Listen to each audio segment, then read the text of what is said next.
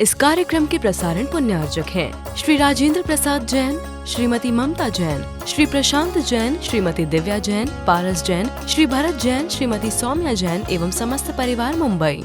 मंगलम भगवान वीरो मंगलम गौतमो वने मंगलम कुंद कुंदालु जैन धर्मोस्तु मंगलम सर्व मंगल मांगल्यम सर्व कल्याण कारकम प्रधानम सर्वधर्माणां जैनम जयतु शासनम। अहिंसा परमो धर्म की जय, महावीर भगवान की जय। प्रातः स्मरणीय परम पूजाचार्य गुरुवर श्री विद्यासागर जी मुनि महाराज की जय। इच्छाओं को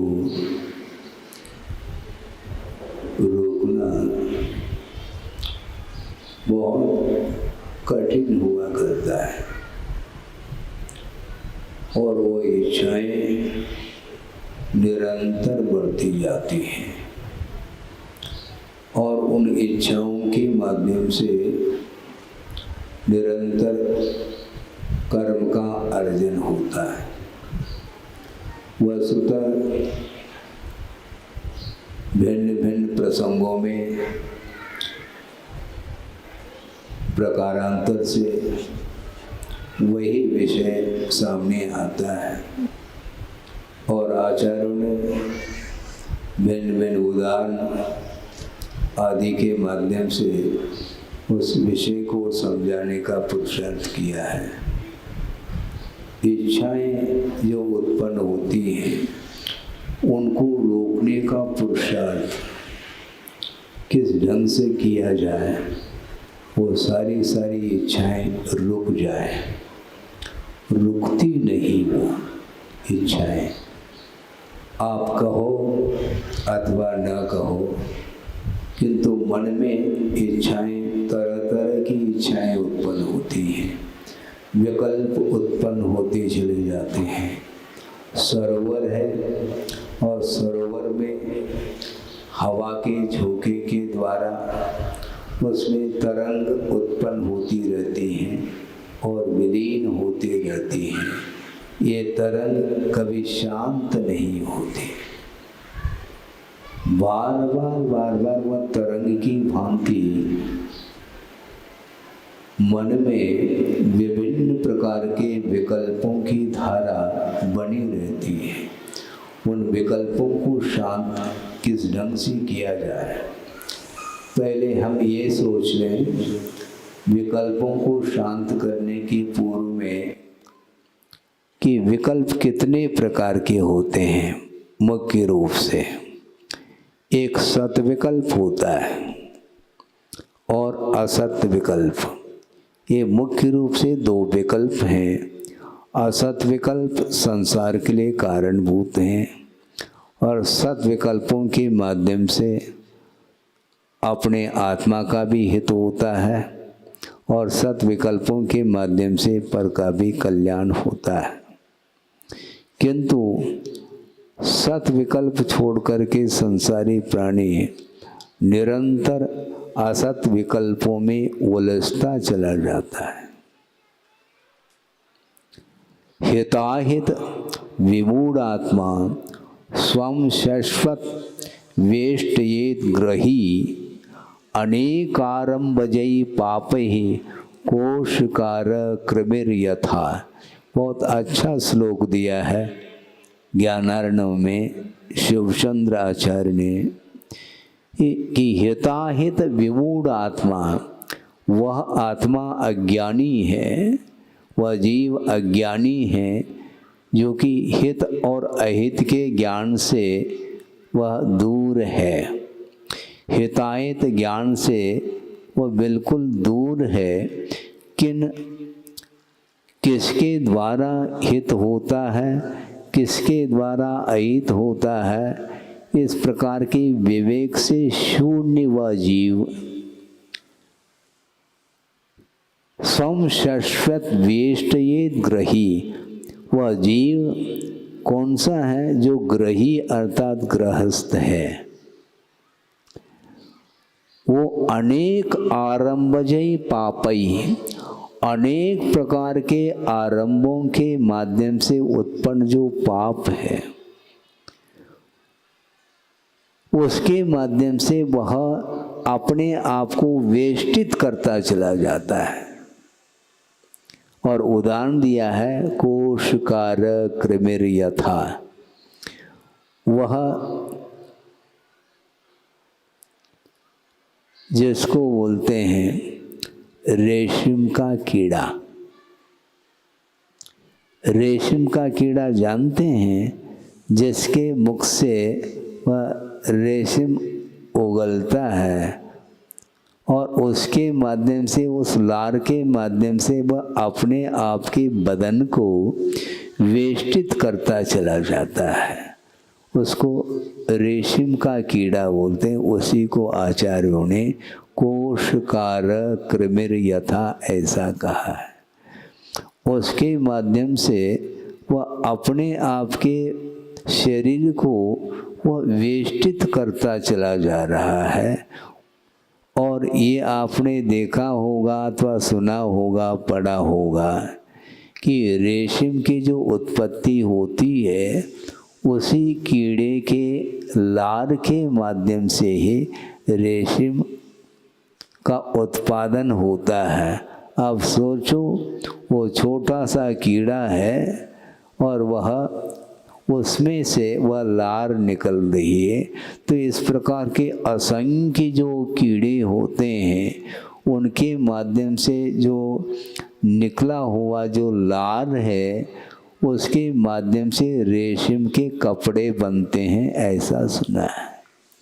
तो रेशम के कपड़ों के उत्पादन के लिए वो सारे सारे असंख्य जीवों का घात हो जाता है।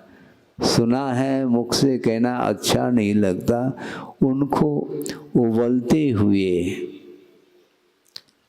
पानी में अथवा और कोई भी द्रवभूत पदार्थ में उसको छोड़ दिया जाता, तो उसके माध्यम से वह सारा सारा रेशम पृथक हो जाता है और सारे सारे वो जीवों की विराधना हो जाती है और रेशम के कपड़े बनाते हैं। और वह बाजार में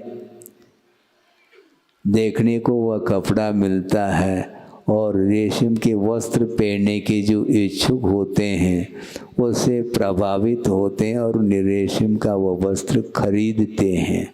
सोचो, विचार करो, इस शरीर को ढांकने के लिए इतनी जीवों की विराधना। महाराज, फिर गृहस्थ का जीवन कैसा चलेगा? गृहस्थ को वस्त्र की आवश्यकता पड़ती मैं मानता हूँ, किंतु इस प्रकार रेशम के वस्त्र के द्वारा ही शरीर को ढका जाता है, ऐसा अनिवार्य है क्या? किसी भी वस्त्र के माध्यम से शरीर की रक्षा के लिए वह उस वस्त्र का उपयोग करता है गृहस्थ, किंतु इस प्रकार के हिंसात्मक तरीके से उत्पन्न होने वाला जो वस्त्र है उसका उपयोग कभी भी नहीं करना चाहिए। तो मैं ये कह रहा था कि संसारी प्राणी अनेक प्रकार के आरंभ के माध्यम से अर्जित जो पाप है उस पाप के द्वारा अपने आप को वेष्टित कर रहा है।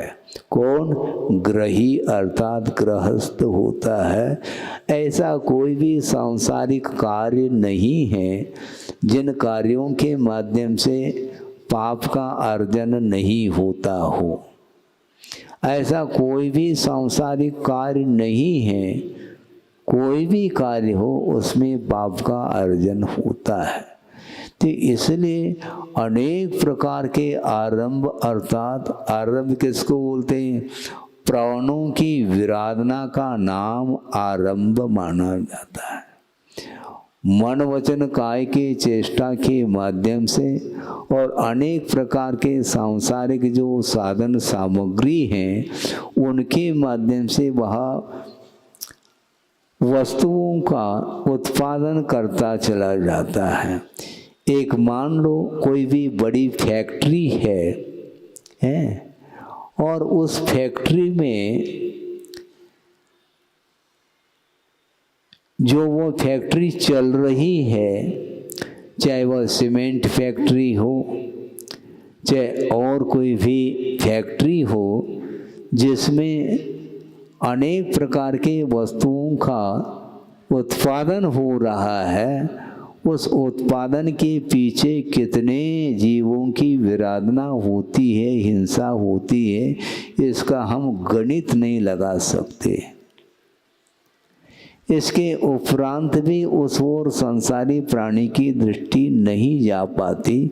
मात्र अपने जीवन की रक्षा के लिए इतना पाप करना कहाँ तक उचित है। और गुरुदेव ने कई बार इस विषय को रखा है स्वाध्याय आदि के प्रसंग में कि सबसे यदि अधिक हिंसा होती है, सुन रहे हैं आप, सबसे अधिक मात्रा में हिंसा किसके द्वारा होती है? तो गुरुदेव का ये कहना, सबसे अत्यधिक मात्रा में हिंसा जो होती है वह अनावश्यक वस्तुओं के संग्रह में। आवश्यक वस्तुओं का संग्रह होता है, उसमें तो हिंसा होती ही है, किंतु अननेसेसरी जो आवश्यक नहीं है, उन वस्तुओं के संकलन में संसारी प्राणी बेहिसाब पाप का अर्जन करता है। कोई हिसाब नहीं उसका, न हिसाब है न किताब है। कोई मान लो अरबपति अथवा खरबपति है, उनके सामने ये बात रखी जा सकती है, पूछा जा सकता है कि भाई साहब आप अरबपति नहीं खरबपति हैं, तो ऐसे स्थिति में वो सारा वित्त का उपयोग आप करते हो, उसमें से खाने पीने आदि के प्रयोजन को लेकर के कितना वित्त का व्यय होता है, उनको पूछा जाए तो वो ये बताएंगे कि भैया पॉइंट में जाता है। क्या? बिल्कुल पॉइंट में चला जाएगा, प्रतिशत में भी नहीं जा रहा है और प्रतिशत में भी पॉइंट में चला जाता है। इतनी अल्प मात्रा में वह वित्त का व्यय खाने पीने आदि के लिए चला जाता है। बाकी सारा वह वित्त का अर्जन तुमने किया है, उसकी उपयोगिता, उसकी यूटिलिटी क्या है, हमें बताओ। किस में जाएगा वह सारा वित्त? वह सब और किसी में नहीं, केवल विलासता के लिए ही वह सारा वित्त चला जाता है।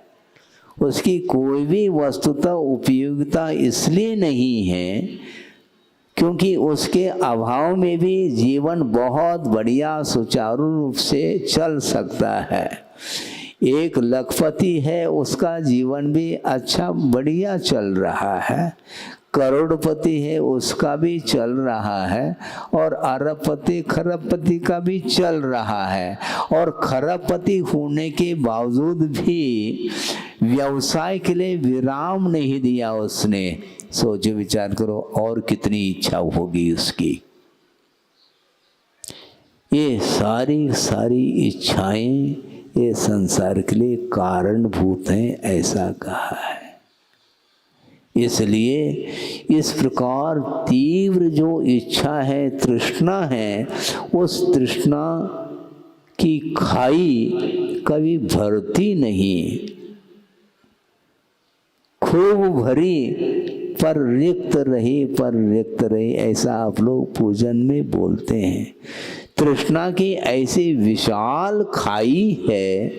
स्वयं गुणभद्र आचार्य कह रहे हैं, लिख रहे हैं, उल्लेख कर रहे हैं। कहाँ पर? आत्मानुशासन ग्रंथ में गुणभद्र आचार्य ने एक स्थान पर उल्लेखित किया है, वह आपके सामने रख रहा हूँ कि आशा की क्या दशा होती होगी। सोचो विचार करो।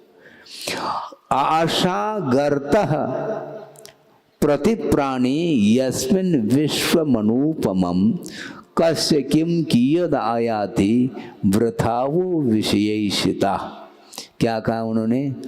आशा गर्तः, गर्त का अर्थ खाई, आशा रूपी खाई प्रत्येक प्राणी के पास विद्यमान है, और वो ऐसी विशाल खाई है, आशा रूपी खाई, जिसमें 3 लोक की संपदा भी वह अणु के समान प्रतीति में आ रही, इतनी विशाल वह खाई है, आशा रूपी खाई।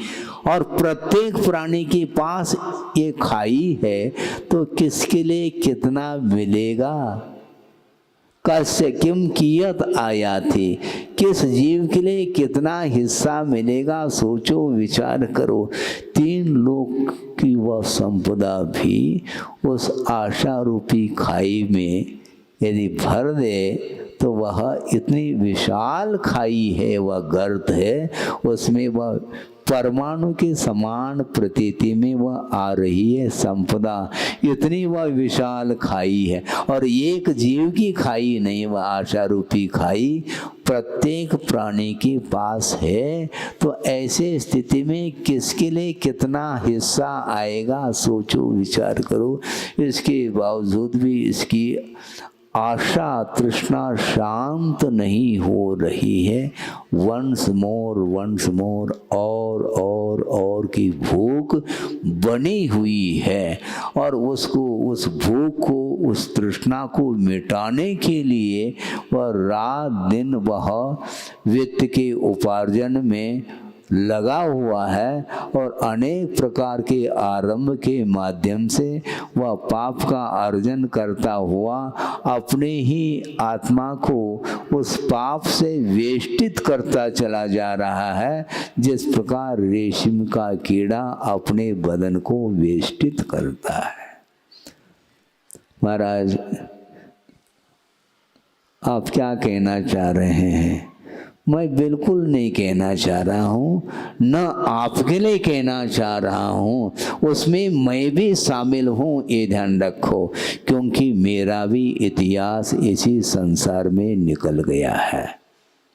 अतीत अनंत काल में मेरा भी इसी संसार में परिभ्रमण हुआ है।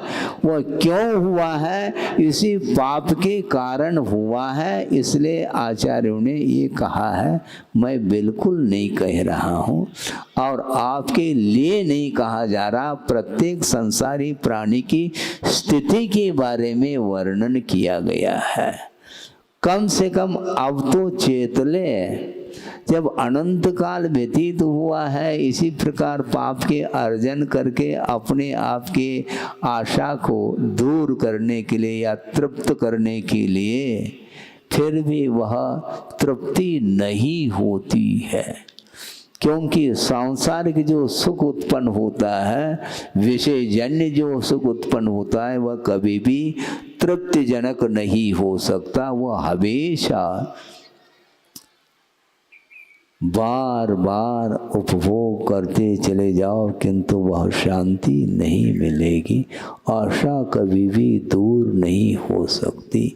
वह मन की आशा, मन की जो भूख है वह कितनी है? वो अनंतात्मक भूख है।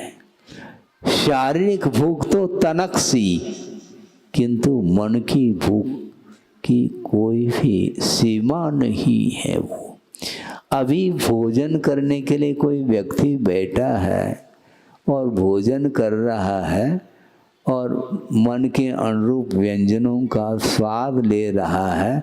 बहुत अच्छे मीठे मीठे व्यंजन हैं। वह वस्तुतः देखा जाए, वह संसारी प्राणी निश्चिंत हो करके विषयों का भोग भी नहीं कर सकता। ये ध्यान रखो। ये कैसी महाराज हैं? भोजन करने के लिए बैठे हैं और भोजन करते हुए उपयोग किधर गया? अंतों के लिए है क्या नहीं? अभी सुबह सुबह भोजन के लिए बैठा है और अंतों की चिंता हो गई।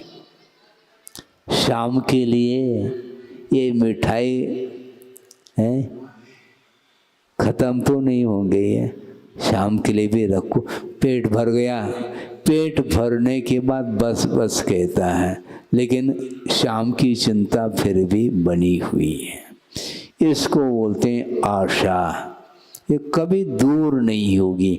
और केवल शाम की चिंता नहीं, बरसों की चिंता, बल्कि जीवन भर की चिंता उसकी बनी हुई है। इसलिए सामान 100 साल का और पल की खबर नहीं, इस प्रकार उक्ति हमने यहीं पर सुनी है बुंदेलखंड में। सामान कितना है? 100 साल का और पल की खबर नहीं, फिर भी वह बटोरता चला जा रहा है, संकलन करता ही चला जाता है और उसके माध्यम से वह संसार का और विकास करता चला जाता है। इसलिए मैं ये कह रहा था, प्रत्येक प्राणी के प्रति आशा अनंतात्मक है, तो कैसी उस आशा की पूर्ति हो सकती है? नहीं हो सकती। इसके बावजूद भी उसकी आशा बनी हुई है। आज नहीं कल वह आशा की पूर्ति होगी। इस दृष्टिकोण को लेकर के वह निरंतर प्रयत्न करता चला जाता है, किंतु उसका वह प्रयत्न व्यर्थ चला जाता है। परिवार है, बड़ा भी हो सकता है, छोटा भी हो सकता है, इससे हमें कोई प्रयोजन नहीं। मान लो परिवार में 10 मेंबर हैं और कमाने वाला एक व्यक्ति है और सारे परिवार के लोग उसका उपभोग करते हैं, किंतु उपभोग तो सभी कर रहे हैं, किंतु सब समान रूप से पाप का अर्जन कर रहे हैं, ऐसा नहीं कहा जा सकता। परिवार में ऐसे भी मेंबर होंगे जो कमाने वाला व्यक्ति कमा रहा है और वो बैठे बैठे उन वस्तुओं का उपभोग कर रहे हैं। इसके उपरांत भी उन वस्तुओं का उपभोग करते हुए भी वह दुर्गति का पात्र हो अनिवार्य नहीं। एक स्वर्ग का पात्र बन रहा है और एक नरक का पात्र बन रहा है। ऐसा क्यों? आसक्ति। जो अत्यासक्ति के साथ वह अर्जन करके उसका उपभोग करता है और दूसरे को करा रहा है, तो उसका पतन होगा, सबका नहीं होगा। अर्थ ये है, उसने कमाया बिल्कुल नहीं, किंतु जो कमाया गया है जिसके द्वारा उसका उपभोग किया है उस परिवार में रह करके, किंतु उपभोग करते समय उसकी लालसा बिल्कुल नहीं है और अपने लिए थोड़ा सा ग्रहण करके वह धर्म ध्यान के उद्देश्य से मान लो उन विषयों का सेवन करता है, तो उसकी मंद कषाय होने के कारण आशा की मात्रा बिल्कुल अत्यल्प होने के कारण उसकी सद्गति होती है, वह देह पर्याय में चला जाता है।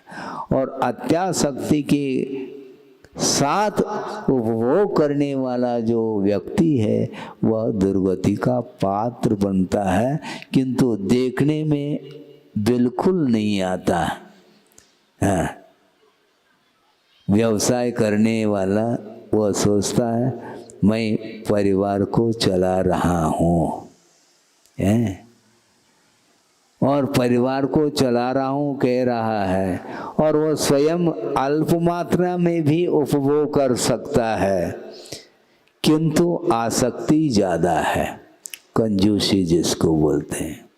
वो जोड़ने में लगा हुआ है, स्वयं उसके उपभोग करने की भी उसकी इच्छा नहीं हो रही, क्योंकि ज़्यादा मैं उसका उपभोग करूँगा तो फिर ये खत्म न हो जाए, इसलिए उसकी आशा टूट नहीं रही है। अपने लिए भी उसका उपयोग जितनी मात्रा में करना चाहिए वो नहीं कर रहा है, क्योंकि आशा अधिक है, कहीं समाप्त ना हो जाए। अरबपति खरबपति है, वह सारी सारी संपदा व धन अपनी जेब में नहीं रखता है, धन को कहाँ रख रहा है? बैंक में रख रहा है। और मान लो वह आउट ऑफ कंट्री में भी बैंक हो सकता है, स्विच बैंक जिसको बोलते, वहाँ पर उसकी संपदा बैंक में सुरक्षित है तो वह यहाँ पर सुरक्षित है। और मान लो बैंक फेल हो जाए, इधर हार्ट फेल हो सकता है, हजारों किलोमीटर दूरी पर वह धन रखा हुआ है बैंक में, और यहाँ पर वह रह रहा है और वह बैंक फेल हो गया, डूब गया, इस प्रकार खबर मिलते ही तो यहाँ पर वह उसकी मृत्यु हो जाती। इतना गाढ़ संबंध है पर वस्तु के प्रति, इसी को बोलते हैं आसक्ति संबंध। कितने विकल्प किए हैं जिंदगी भर उसने, और उन असत विकल्पों के माध्यम से वित्त का उपार्जन किया, और वह सारा सारा वित्त डूब गया। डूब गया तो ये इधर भी डूब गया। अब क्या करोगे? गया, कहाँ पर गया? उस संपदा को जीवन भर वह उसका उपभोग भी नहीं कर पाया, और अंत में दुर्गति का पात्र बना हुआ है। ये किसका परिणाम है? एक आशा का परिणाम है, इच्छा का, तीव्र आसक्ति का यह परिणाम है कि वह सागरूपम आयु के लिए वह अनंत दुख का अनुभव करता हुआ वहाँ पर रह रहा है। क्षण भर के लिए यहाँ पर पाप करता है, किंतु सागरोपम आयु के लिए उसका उपभोग करने के लिए वहाँ जाना पड़ता है, क्योंकि यहाँ पर किया हुआ पाप का फल यहाँ नहीं मिल सकता है।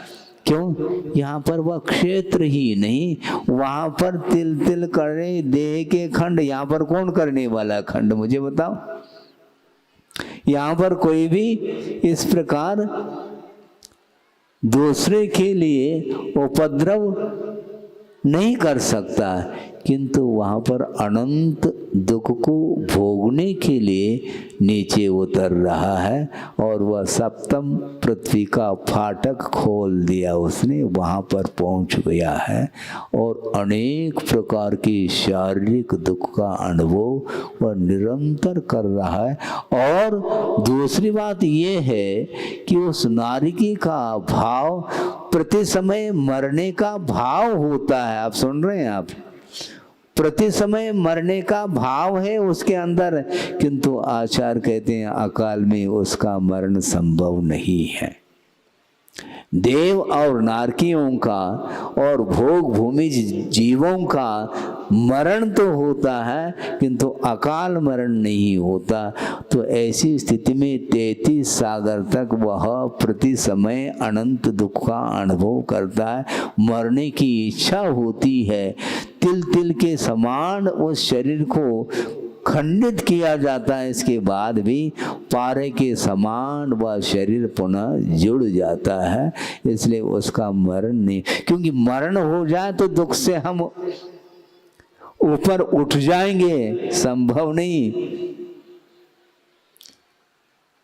ये पाप का परिणाम है, और वहाँ जा कर के जाति स्मरण अधिक हो जाता है। भव प्रत्यय जो अवधि ज्ञान है वह भी हो जाता है, कु अवधि ज्ञान मिथ्या दृष्टि को, और जाति स्मरण अधिक भी हो जाते हैं। उसके माध्यम से सोचता है अरे ये किसका परिणाम है, किसका क्या, ये इतिहास सामने आया है। जाति स्मरण के माध्यम से पूर्व हो का दृश्य उसको देखने को मिलता है। अरे हमने उस व्यक्ति के साथ इस प्रकार का दुर्व्यवहार किया था, इस प्रकार सोचता है किस प्रकार दुर्व्यवहार, अरे ये मैंने तो किया है, हमने तो पाप किए हैं, उसका घात किया है। किसका, अनंत जीवों की विराधना मेरे द्वारा हुई है, उसके फलस्वरूप यह पर्याय मुझे मिली है। हे भगवान, इस प्रकार मैं कभी भी भूल करके भी कृत्य नहीं करूँगा। इस प्रकार उसके भाव हो रहे हैं और इस प्रकार के भाव होने के बाद वह वहाँ से निकलता है। यदि छठी पृथ्वी में पहुँचा है तो वह मनुष्य भी बन सकता है, किंतु यहाँ मनुष्य पर्याय को प्राप्त करने के बाद यहाँ की हवा फिर लग जाती है तो पुनरावृत्ति कर लेता है। वहाँ जा करके पश्चाताप के भाव हो रहे थे और उसके फलस्वरूप नरक पर्याय से निकल करके मनुष्य पर्याय को प्राप्त कर लिया। यहाँ पुनः वही घोड़ा और वही मैदान देखने में आ रहा है, वही कृत्य करता चला जाता है। ये रिपीटेशन है, ये पुनरावृत्ति होती चली जा रही है।